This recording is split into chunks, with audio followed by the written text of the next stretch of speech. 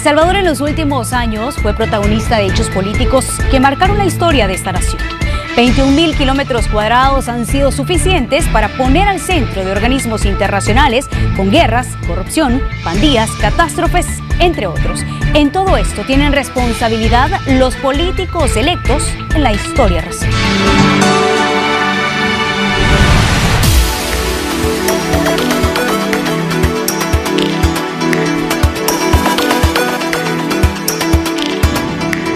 Para 1984, año en el que el Consejo Central de Elecciones convocaba los comicios presidenciales en El Salvador, ya se registraban al menos 6 masacres por el conflicto armado y se contabilizaban al menos 50.000 muertes, entre ellas la del arzobispo de San Salvador, Monseñor Óscar Arnulfo Romero. Debe de prevalecer la ley de Dios que dice no matar. Para tratar de mediatizar ese proceso político-militar que se había abierto y por lo tanto se dan en el marco de una guerra pues que estaba teniendo expresiones muy cruentas. Se usaron también como un vehículo de propaganda hacia el oficialismo, sobre todo porque insistían en que eran las primeras participativas en el país, las primeras en las cuales la población podría salir a votar libremente, en fin. Todo esto en medio de la convocatoria a unas elecciones que dejarían atrás a la Asamblea General Constituyente y en las que se guardaban las esperanzas de al menos 5 millones de personas que añoraban un verdadero proceso de paz. El propósito de la mayoría era que hubiera un gobierno democrático para que hubiera justicia. Lo que más anhelamos, quizás la mayoría, era un cese al fuego. Porque necesita o quiere un cambio. Las vistas se centraban en 3 de 8 candidatos que encabezaban las encuestas de ese entonces. José Napoleón Duarte, un político experimentado que llegaba con 53 años de edad, miembro y fundador del Partido Demócrata Cristiano, exmiembro de las Juntas Revolucionarias de Gobierno.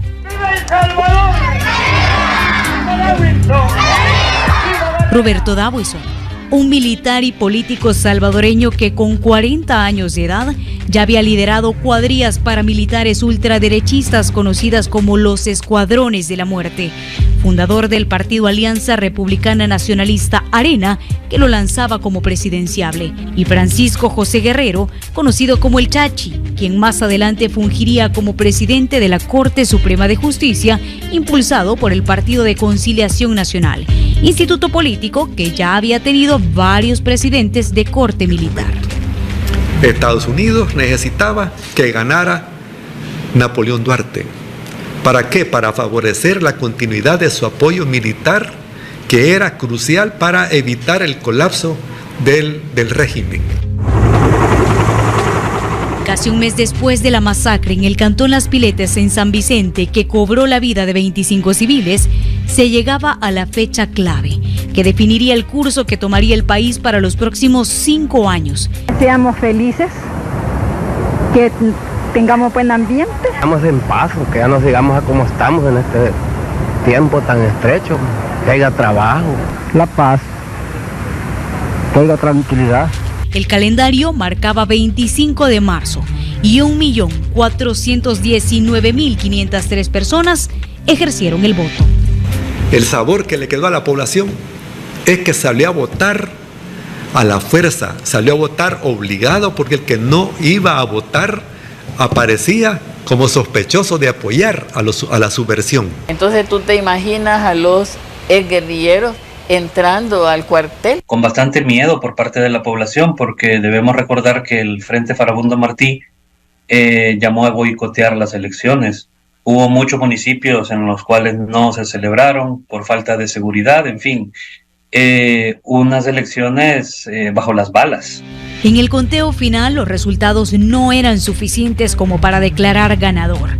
El líder de los demócratas cristianos y que continuó con la implementación de la reforma agraria durante las juntas revolucionarias, lograba un 43.41% de los votos en contra de un 29.77% de Arena y su candidato Roberto Dawison, a quien el gobierno de los Estados Unidos acusaba del asesinato de Monseñor Óscar Arnulfo Romero. Conscientes y complacidos del resultado, ha sido hasta providencial la situación de habernos ganado el derecho, junto con la democracia cristiana, a ir a una segunda vuelta para que se consolide todavía más el proceso democrático.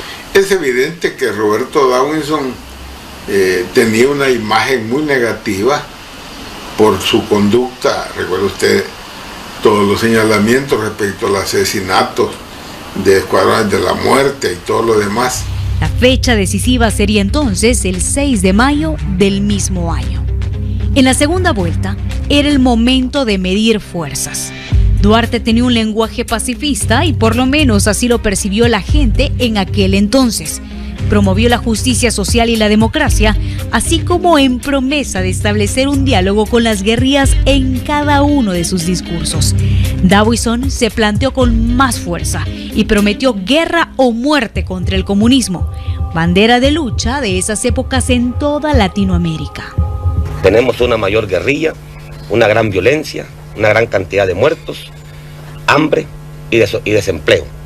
Pero rompí el plan comunista. Entonces los comunistas se enojaron conmigo y se inventaron el nombre de Escuadrones de la Muerte.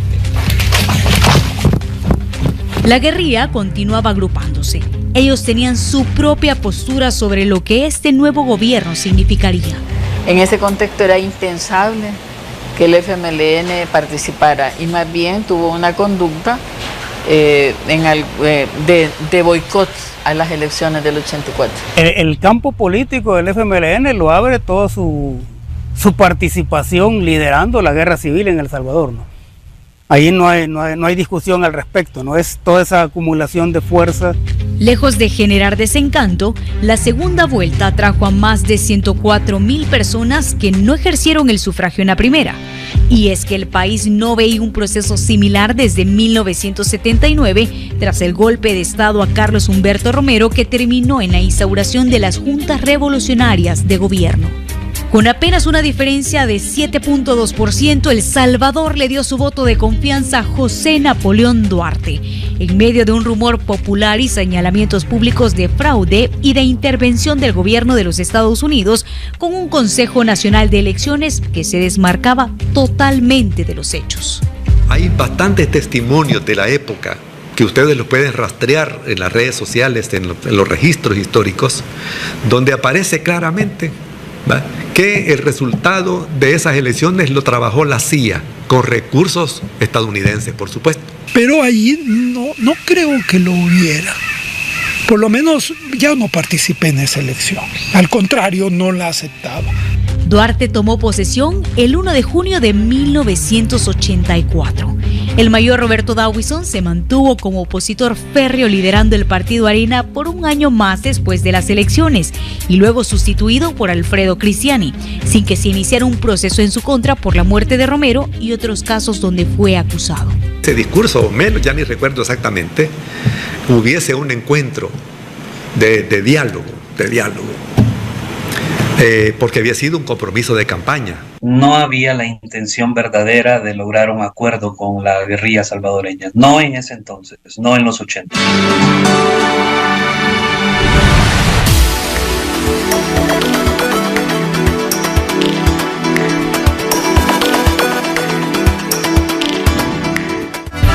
Presidente, diputados y alcaldes serán electos en febrero y marzo 2024. Conozca los datos históricos, el proceso electoral, las proyecciones y las propuestas de los candidatos. Camino a las urnas. La serie electoral producida por Noticiero Hechos. Inicio domingo 17 de diciembre, 6:30 de la tarde, en Canal 12. No te pierdas este lunes, el IF. ¿Te dijo lo que le pasó a la señora Quimet? No, ¿qué fue lo que pasó? Creo que esa mujer por fin recibió su merecido. Tuvo un accidente de tránsito y ahora está en el hospital.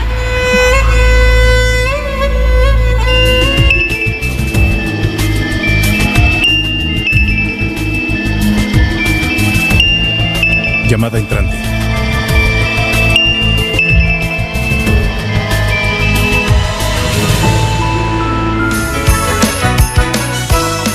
El Lead, este lunes, 6 de la tarde.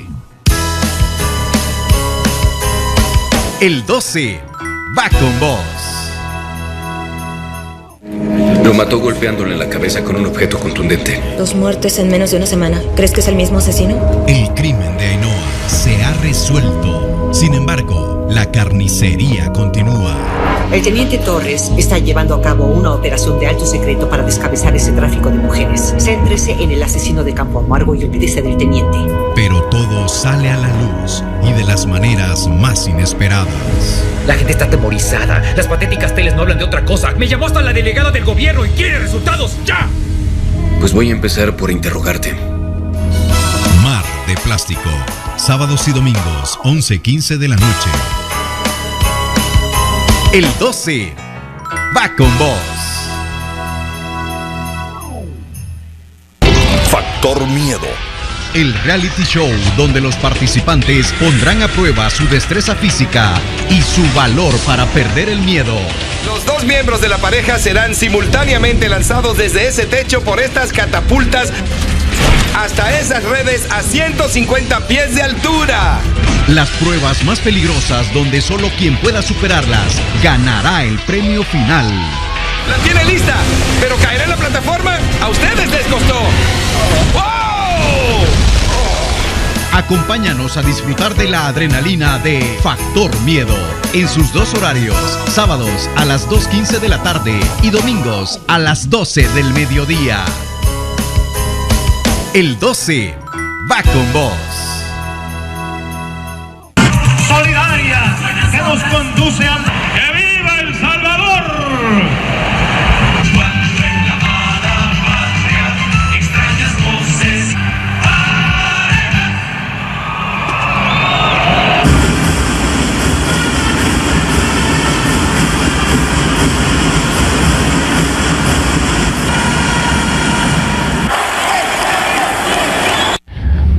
Señor presidente, para iniciar yo querría hacerle una pregunta muy corta. ¿Usted cree que la paz es posible en El Salvador? La respuesta corta sí, porque tengo fe. La segunda meta es llevar al país hacia la paz.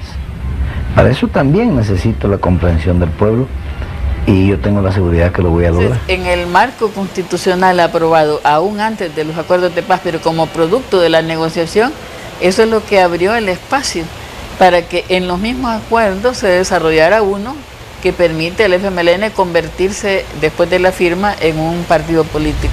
Para 1989, a finales de su mandato, José Napoleón Duarte dejaba encaminado el proceso de paz, pero tenía del cuello a la economía que angustiaba a quienes depositaron su confianza en él. Pues hombre, le tocó administrar la calamidad. Todo el esfuerzo económico y político fundamental era invertir en la guerra. Los indicadores sociales no importaban. El Fondo Monetario Internacional reportaba un decrecimiento del 2.6% con un Producto Interno Bruto de 1.357 millones, muy por debajo del registrado a inicios de la década a pesar de sus múltiples políticas económicas. Un país destrozado tanto por las malas decisiones de los gobiernos pecenistas a nivel económico y por supuesto ya golpeado por una guerra que para ese entonces llevaba 3-4 años. De hecho, Duarte se hizo muy impopular debido a los famosos paquetazos. Estados Unidos comenzó a darse cuenta que era imposible ganar la guerra. Se fueron como abriendo algunas condiciones a favor de que esta guerra había que terminarla. 8 rostros diferentes se atrevían a buscar la silla presidencial en tan difícil momento. Encuestas como las del UDOP favorecían al empresario Félix Alfredo Cristiani, de 41 años, que corría bajo la bandera del Partido Arena y que había cobrado fuerza en los últimos años como oposición. Dejaba en segundo plano al histórico PDC, que llevaba como candidato a Fidel Chávez Mena, de 50.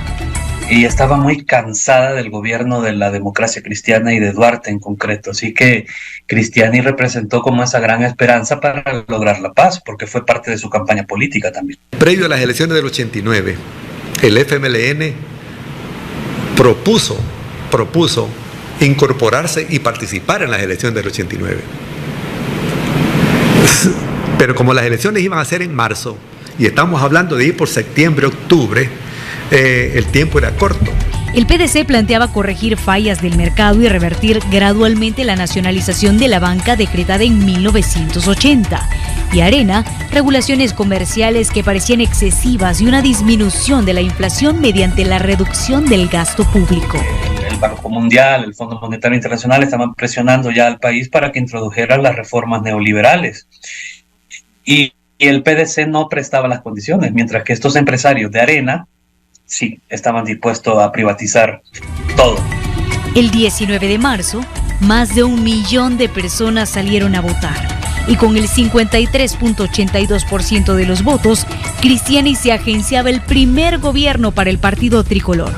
Fue investido el 1 de junio del mismo año. Con ello, inicia el declive del PDC.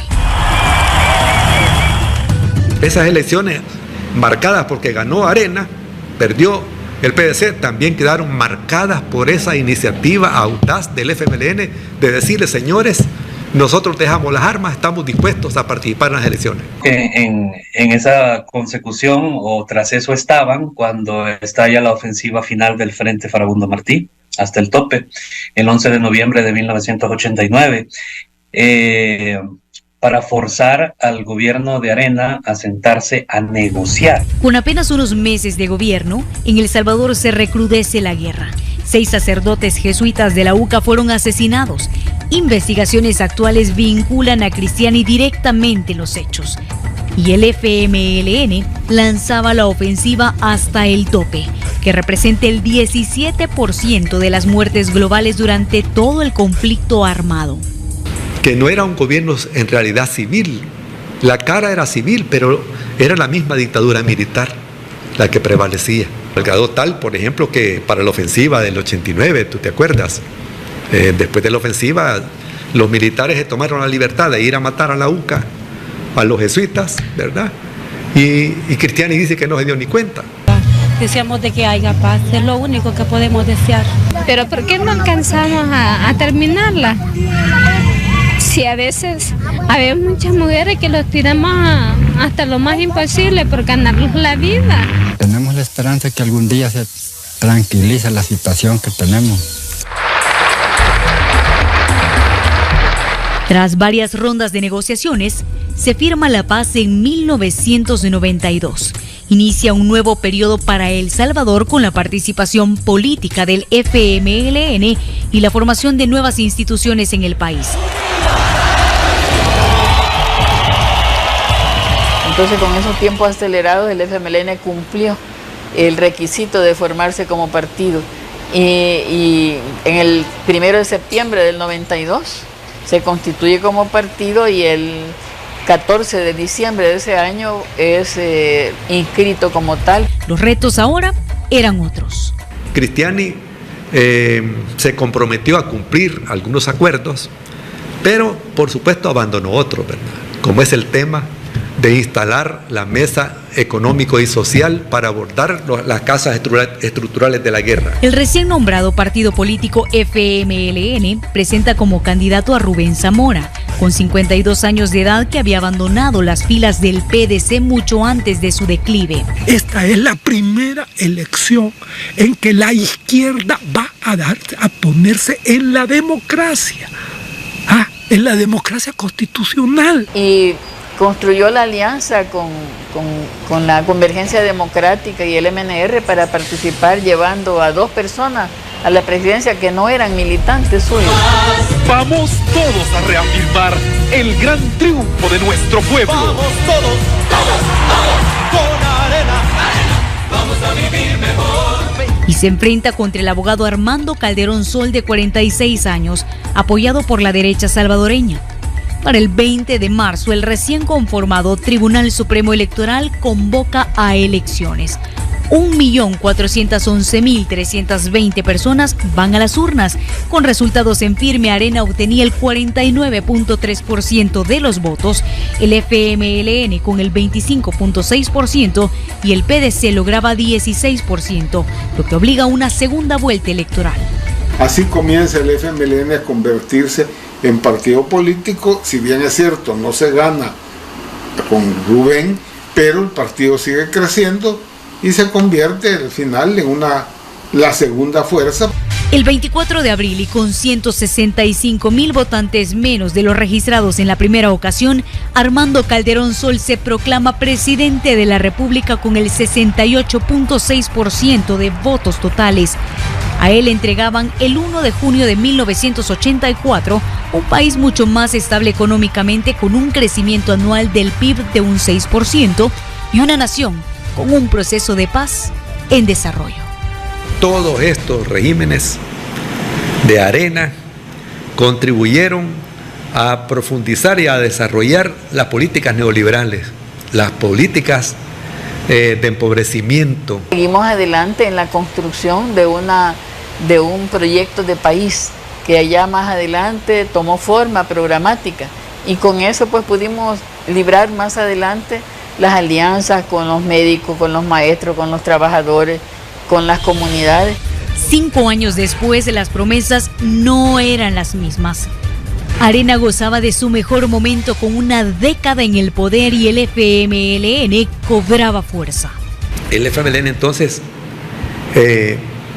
llegó con suficiente fuerza política, con suficiente organización social, ¿verdad?, a llenar el vacío que dejó el PDC ya en el ámbito electoral. El porcentaje a favor de nuestro partido es del 53%. Francisco Flores era la carta que jugaría el partido Arena para las elecciones de 1999. Prometía realizar un cambio de la política económica, políticas sectoriales de desarrollo y libre competencia. Incluso aseguró que permitiría la apertura total a la banca extranjera en El Salvador. Sus más cercanos contrincantes, según las encuestas, eran Facundo Guardado por la bandera del FMLN en coalición con la Unión Social Cristiana, y Rubén Zamora, que de nuevo insistía en ocupar la silla presidencial, esta vez con menos esperanzas bajo la bandera del partido Coalición Democrática Unida, que por cierto tampoco duró mucho. De acuerdo, y todos teníamos que aceptar que hasta ahí podíamos de llegar, pero el problema era seguir luchando por que hubieran los cambios, y para eso había que hacer partido. Comparado con años anteriores, el nivel de votantes comenzaba a bajar. De los más de 3 millones en el registro electoral, solo 1.223.215 acudieron a las urnas, pero fueron suficientes para darle la victoria en primera vuelta a Francisco Flores con el 51.96% de votos.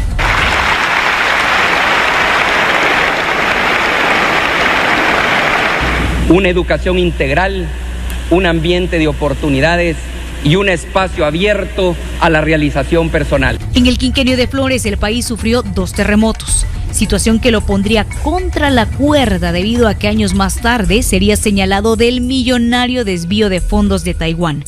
Al menos $10 millones no llegaron para la reconstrucción ni para los afectados. El destino fue su partido, Arena.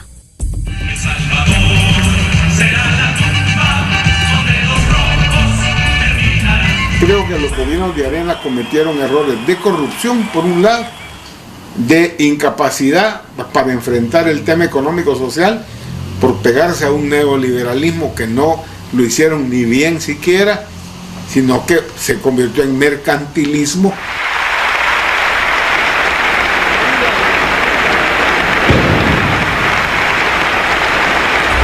Cuando Francisco Flores fue investido el 1 de junio de 1999, jamás imaginó que en medio de su política enfocada a la privatización de más recursos y la dolarización en el país, que por cierto no le cayó en gracia a nadie y bajó los niveles de popularidad de Arena, se escondía otro enemigo más poderoso: las pandillas. Ahora, a nivel económico, sí fue un periodo bastante complicado.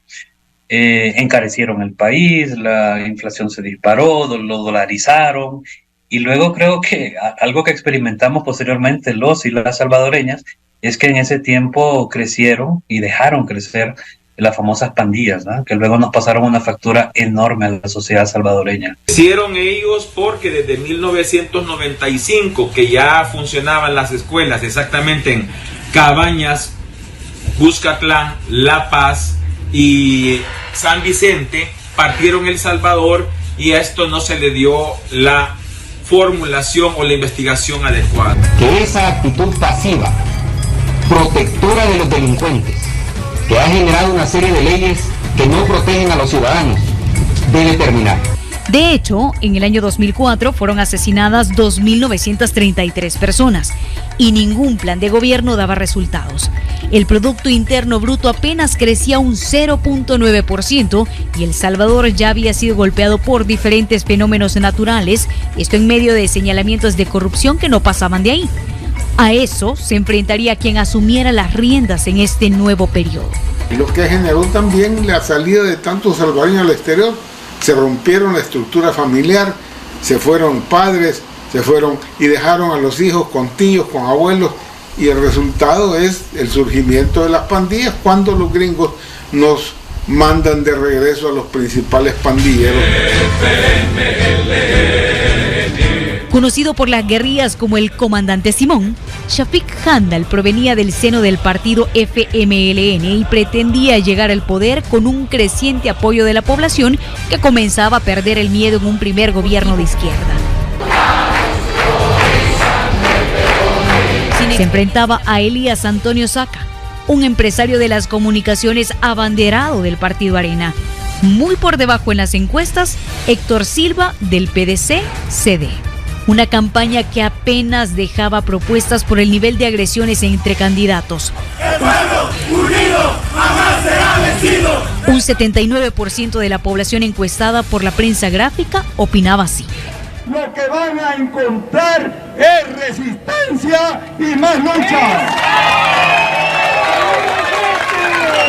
Cuando tú llegas a un momento y te das cuenta de que has recuperado tu voto histórico, que no estás creciendo, la única opción que te queda, si no eres ético, es comenzar a atacar al otro partido. Se puede ordenar que se suspenda la transmisión o la publicación de esa propaganda, ¿verdad? Es más, el tribunal en las resoluciones le ha como prevenido a los medios de comunicación que se abstengan de seguir haciendo la transmisión de esa propaganda electoral. Con varias sanciones de por medio por el nivel de agresiones, el 21 de marzo se registra una cifra récord de electores en las urnas, 2.317.981, impulsados por el temor inculcado por las campañas que comparaban a El Salvador con Cuba. De hecho, en el año 2004 es cuando se da la mayor participación de votantes, con alrededor de un 65% de ellos, ¿no? Y estos dos partidos políticos que formaron el bipartidismo de facto llegaron a tener en sus mejores momentos más de 1.300.000 votos, ¿no? Entonces la gente, el ciudadano, estaba cumpliendo su papel, ¿no? El 57.71% de ellos se le dio el espaldarazo de confianza a Elías Antonio Saca, quien asume el cargo el 1 de junio de ese año. Revolución o muerte venceremos. El FMLN continuaba en ascenso. En 2004, a pesar de perder, logra una votación de más de 800.000 votos y eso le dio fuerza al frente y le permitió más adelante buscar la alianza con otros sectores, que es lo que nos lleva en el 2009 a ganar la presidencia con Mauricio Funes. Seguro recordarán el plan Super Mano Dura impulsado por el gobierno de Elías Antonio Saca.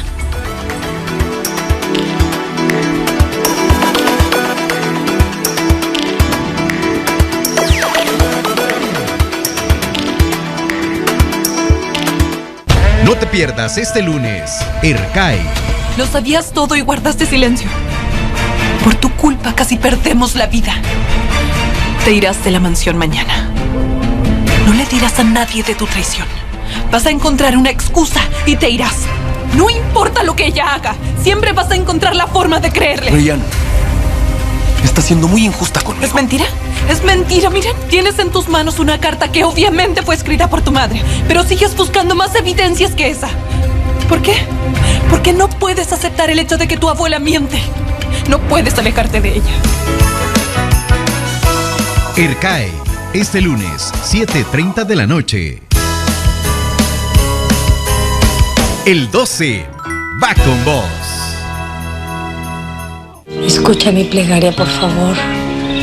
Hazme la gracia de tener mano firme y no dudar de mis actos. Siempre habrá una esperanza para el que tenga fe. Cuídalo, te lo suplico, Santa Bárbara. Cuida a mi marido y hazlo regresar con bien. ¿Tú crees que si le rezamos a Santa Anita, mi mami quiera regresar? Y el que cree siempre tendrá la respuesta para superar las dificultades. Retoño, es un milagro, igual que le pasó a San Felipe. Gracias por haber llenado mi camino de luz y gracias por haberme ayudado a resolver mis problemas. A cada quien su santo, de lunes a viernes a las 12:15 del mediodía. El 12 va con vos. El mejor espectáculo donde se vive la emoción del cuadrilátero. Las más grandes estrellas que reinarán en el campo de batalla.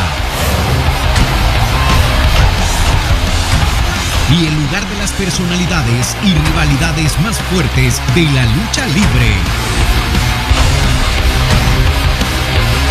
Lo mejor del universo WWE. SmackDown. Domingos 11 de la mañana y 3 de la tarde. El 12 va con vos. Casi fuera. Rayos, policías. Cobra 11 a Central. Aquí Central, diga. Estamos siguiendo a una van negra en la A4 rumbo a Oberra.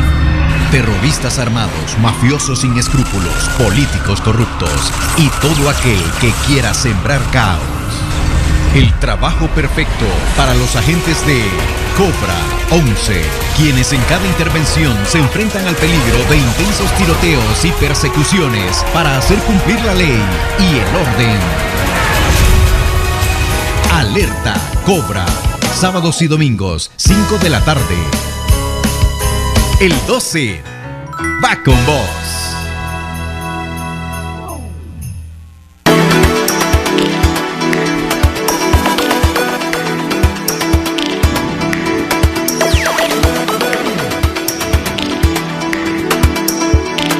Y como recordarán, no tuvo los resultados esperados. 2008 finalizaba con 52.39 homicidios por cada 100.000 habitantes, colocándolo en uno de los países más peligrosos de América Latina. Los planes mano dura y super mano dura eran más propagandísticos que planes reales contra delincuencia organizada. ¿Por qué? Porque tenía demasiada improvisación. Con una derecha mal parada en las encuestas, el FMLN aprovechaba su momento. Fue un desafío permanente, ¿verdad? Se modificaron los estatutos en varias ocasiones para facilitar esto, la construcción de escuelas políticas, todo ayudó y fue un esfuerzo autosostenido que nunca dependió, más bien siempre estuvo en contra a la gran empresa. De Arena ya sabíamos que esperarnos. O sea, nosotros sabemos que Arena surge ligada a los escuadrones de la muerte. Arena surge como el partido político de la oligarquía y el FMLN era el partido supuestamente del pueblo, ¿no? Al menos eso fue lo que mostró durante la guerra. Llega un momento que la población ya no la asustas con ese mensaje. Y la población comenzó a perder el miedo hacia el FMLN porque gobernaba a nivel local también, muchos municipios a partir de 1997 sobre todo. Y con una estrategia muy marcada, el partido busca un candidato que proviene de la sociedad civil, con una exposición grande en medios de comunicación y una campaña fuerte que lo alejaba del miedo del periodo anterior. La justicia social, ¡Funes! Con mucho más empleo, ¡Funes! ¿A quién me lo dará? ¡Funes! FMLN, ¡Funes! Un nuevo El Salvador, ¡Funes! Mauricio Funes. Su principal bandera era contrarrestar a las pandillas, traer paz a las comunidades y fortalecer el crecimiento económico. A los nacionalistas puros que nunca buscan elogios. El Partido Arena lanza como candidato a Rodrigo Ávila, quien fue director de la Policía Nacional Civil durante el gobierno de Armando Calderón Sol y Elías Antonio Saca, quien intentó resolver el problema de las pandillas. se van a lugares como la Campanera, como la Iberia, en donde se llega con policías pero sin planes, sin órdenes de captura. No habían unidades especializadas para darle respaldo, de las que uno se abrogaba para poder funcionar. Esta vez solo 2 partidos políticos buscarían el poder. El 15 de marzo, 2.659.138 personas acudieron a las urnas y le dieron el gane a Funes con el 51.32% de votos contra un 48.68% de Arena.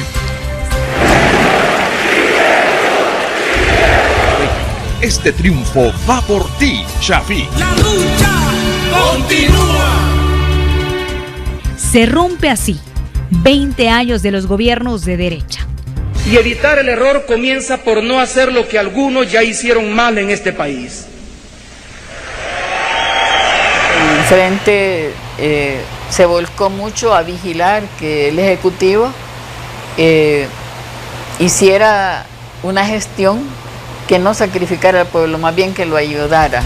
Investido el 1 de junio de 1999, fue uno de los presidentes más controversiales por sus enfrentamientos con la prensa y revelar el desvío de $10 millones donados por Taiwán. Flores fue el primer presidente procesado por actos de corrupción y capturado en su residencia el 19 de septiembre del 2014. 2 años más tarde falleció. Esto hunde cada vez más al partido Arena. Sino que se convirtió en mercantilismo y eso desgastó principalmente al gobierno de Tony Saca, que ya fue el colmo por afectar a las pensiones. Es evidente la corrupción que se supo después. El presidente y las autoridades de seguridad pública no se han sentado a negociar con las pandillas. Mienten quienes han sacado sendos informes donde dicen que el gobierno entregó dinero a los líderes de pandillas o entregó beneficios a los líderes de pandillas. El 14 de abril del 2012, por primera vez en historia reciente de El Salvador, se registró un día con 0 homicidios. Marcaba el inicio de un proceso de pacificación entre el 2012 y el 2014 durante la administración Funes, que sirvió como mediador del diálogo según las mismas autoridades y que fue considerado como una política de Estado. ¿Cuál iba a ser la posición del gobierno? El gobierno estuvo a la expectativa, facilitó y creó las condiciones para que la tregua se diera. Y ahora estamos convencidos de que la tregua ha funcionado. Disminuyen de 14 a 7 homicidios diarios en promedio, pero incrementa las desapariciones. Desde ahí, inicia una investigación fiscal de una serie de privilegios en los recintos penitenciarios como parte de un acuerdo o tregua con el gobierno. Ya sacaban a los jefes a reuniones en iglesias, en reuniones aquí y allá, y miraba uno cuando llegaban altos funcionarios a reunirse. Es más, en las cárceles había que pedir permiso dentro de los recintos para que no le pidieran extorsión a uno como litigante. Por más apoyo al migrante, Salvador y Oscar, adelante. Vota FMLN. Bajo ese contexto, el país encaminaba a un nuevo proceso electoral.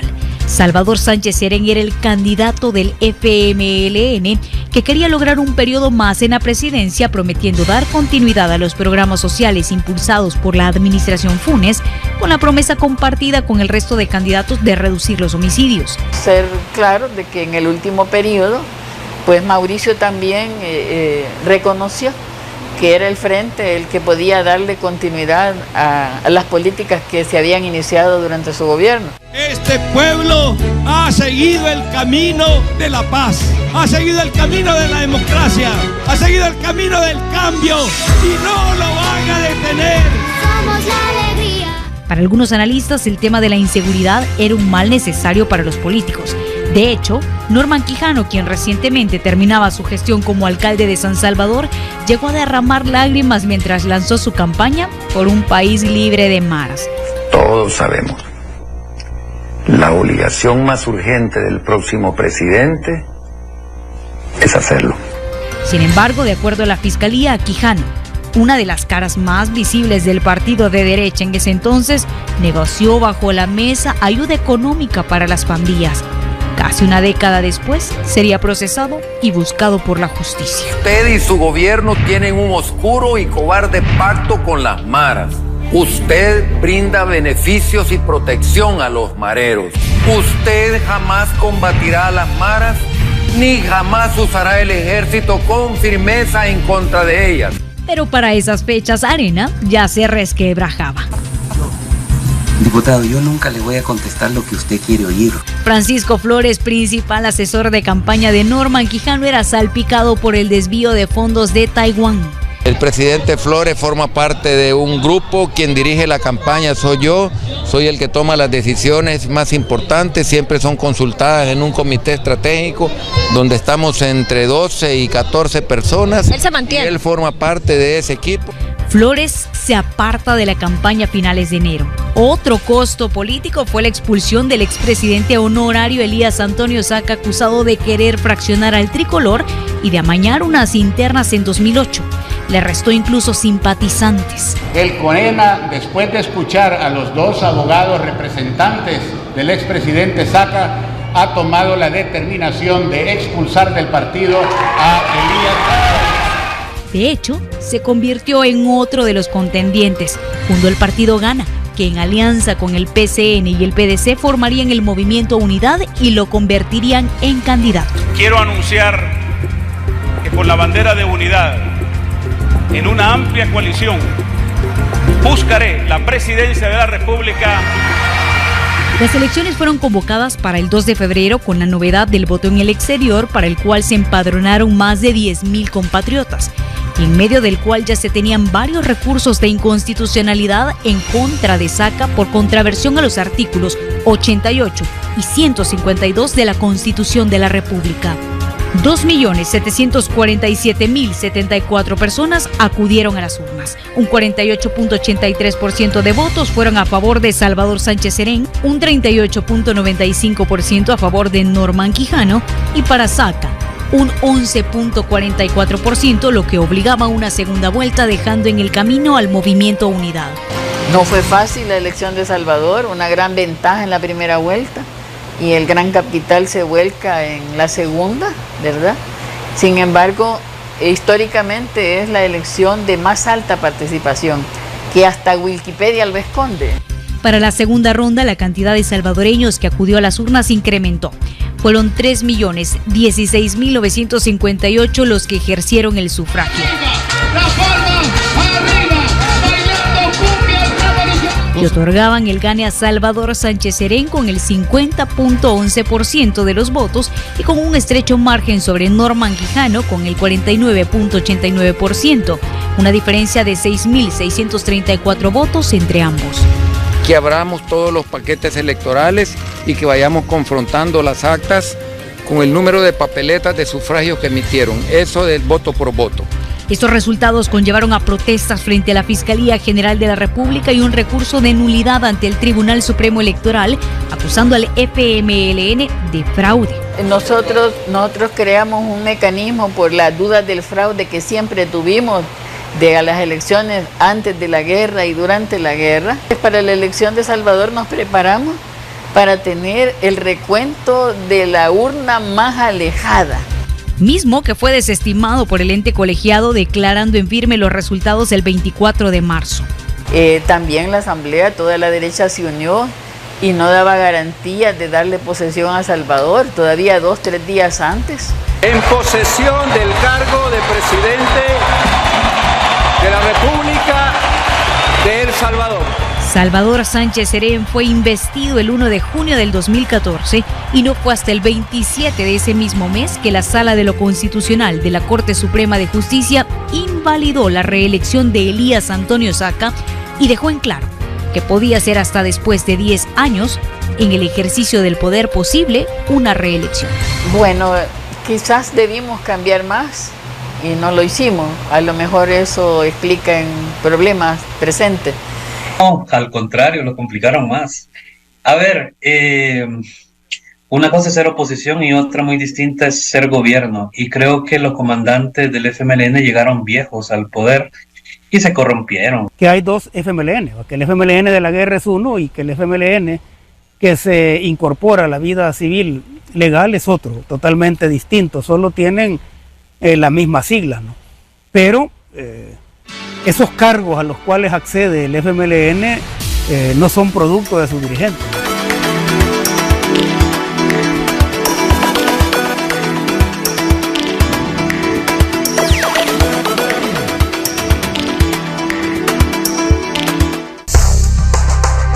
Ante cualquier situación, siempre habrá muchos caminos. ¿Te gusta bien? ¿La quieres? Todo esto. ¿O no me fue una costón? Es que ese es el problema. Entiende que nunca me había pasado algo así, Jorge. Así que esta es la mujer que me está robando tu amor, ¿eh? Pero solo la decisión correcta nos ayudará a superar los problemas. ¿Por qué te quisiste suicidar? Por lo mismo que tú. Porque nunca aprendí que el amor, el verdadero amor, nace de uno mismo. Tú no tienes por qué ser como mi papá. Tú tienes que encontrar tu propia forma de ser. Cambio de vida. De lunes a viernes a las 11:30 de la mañana. El 12 va con vos.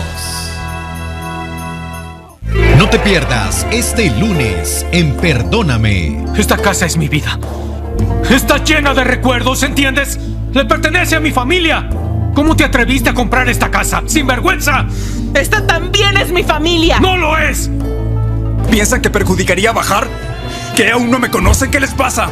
Quizás no te conocemos. Debiste haber hablado con nosotros.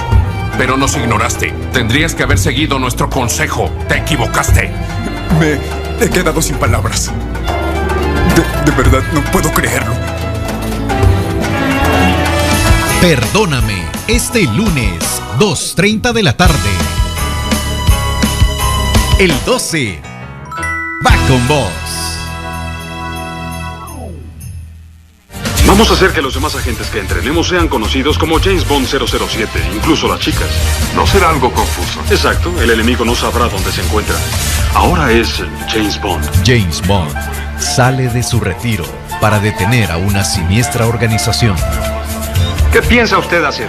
Lo malo es que por usted no puedo hacer nada. Me ha condenado a muerte entonces.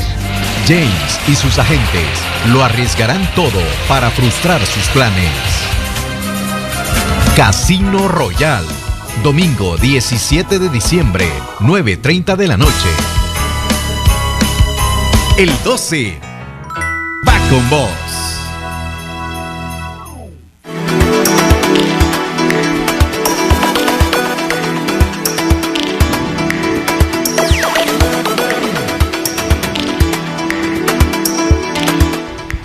En el 2019 se rompe el bipartidismo en medio de procesos penales por actos de corrupción y una administración en serios problemas debido al incremento de la delincuencia en el país. Un año clave fue el 2016 en el que todo detonó. Un dato a nivel de la historia política salvadoreña: ningún partido que ha perdido la presidencia de la República ha regresado. Ni Propatria de Martínez, ni el PRUD de Osorio, ni el PCN de los 70, ni Arena, ni el FMLN van a volver. La masacre de 11 trabajadores en San Juan Opico, departamento de La Libertad, consternó a El Salvador el 3 de marzo del 2016.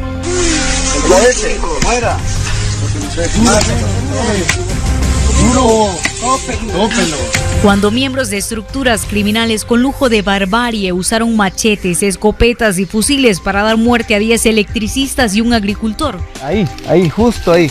El punto, espérame, si el punto es este punto. Poniendo contra la pared la débil política de seguridad de Salvador Sánchez Serén, basada en la rehabilitación de pandilleros, prevención del delito que se alejaba de la tregua entre pandillas que había sido impulsada por la administración de Funes y que ya tenía una investigación en marcha. Que somos respetuosos de la vida y respetuosos de los derechos humanos. Por eso nuestra decisión es fortalecer el plan El Salvador Seguro. Entonces, se aprueban medidas extraordinarias de seguridad con restricción de telecomunicaciones en las cárceles y traslado de reos a máxima seguridad, poniendo en el ojo del Ministerio Público a la Dirección de Centros Penales, que ordena la captura del director Rodil Hernández por mal manejo de fondos. Investigación que se amplía en 2021, además del despliegue de la policía y militares en zonas de riesgo. De registrar más de 11 muertes diarias, se llegó a menos de 10. Dentro de los centros penales habían personas encargadas de vender desde una simple toalla sanitaria o un rollo de papel higiénico 4 veces el precio real, hasta alimentos, y hacían que las personas que recibían alimentos por parte de la familia se repartiera primero con los delincuentes que estaban por parte de pandillas. El 19 de agosto era el mismo expresidente Mauricio Funes quien confirmaba a través de su cuenta en Twitter que se encontraba fuera del país, un día antes que la fiscalía ordenara un allanamiento en su residencia y la de sus allegados en busca de elementos probatorios de actos de corrupción durante su gestión, adjudicación millonaria de contratos y un incremento patrimonial no justificado. Contamos con suficiente prueba documental, suficiente prueba testimonial y pericial para poder demostrarle ahora a un juez de sentencia los delitos que se le están atribuyendo al expresidente de la República. Apenas un mes después, el gobierno de Nicaragua otorgaba asilo político al exmandatario y a su grupo social, alegando persecución política. Había unas partidas que eran secretas de casa presidencial que históricamente eran manejadas al antojo y no se entregaba ningún comprobante de los gastos, ¿verdad? Y así vemos, por ejemplo, que solo en el gobierno de Mauricio Funes manejó 351 millones de dólares sin ningún control. Entonces, la población estaba esperando que el FMLN fuera diferente y que el FMLN pudiera hacer valer las banderas por las que incluso se había alzado en la guerra. Pero ya para entonces el FMLN esas banderas las había ido dejando tiradas en el camino. Entonces la gente se siente más desencantada con el FMLN, y si tú miras los datos, inclusive ahora, ¿no?, que ya están casi en proceso de extinción, incluso tienen un punto porcentual más de apoyo Arena, que es del 3% de la población, y el FMLN tiene un 2%. 2 meses más tarde, la policía confirmaba la detención del expresidente de Arena y fundador del partido Gana, Elías Antonio Saca, junto a otros 6 exfuncionarios acusados de los delitos de peculado, lavado de dinero y agrupaciones ilícitas.